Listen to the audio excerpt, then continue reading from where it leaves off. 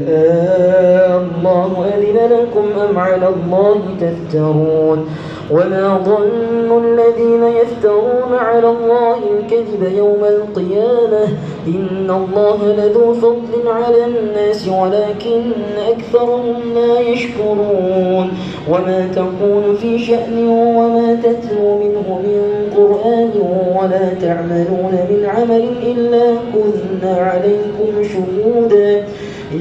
كنا عليكم في الأرض ولا في السماء ولا أصغر من ذلك ولا أكبر إلا في كتاب مبين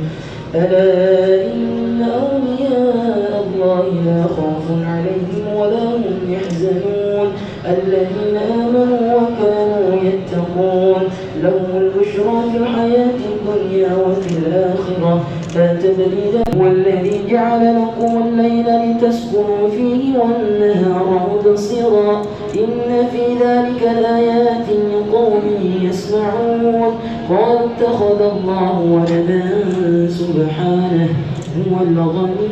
له ما في السماوات وما في الأرض إن عندكم من سلطان بها وعلى الله الكذب لا يفلحون متاع في الدنيا ثم إلينا نرجعهم ثم نذيقهم تذكيري بآيات الله فعلى الله توكلت فأجمعوا أمركم وشركاءكم ثم لا يكن أمركم عليكم لما جاءكم أسحر هذا ولا يفلح الساحرون قالوا أجئتنا لتلفتنا عما وجدنا عليه آباءنا بمؤمنين وقال فرعون ائتوني بكل ساحر عليم فلما جاء السحرة أنتم ملقون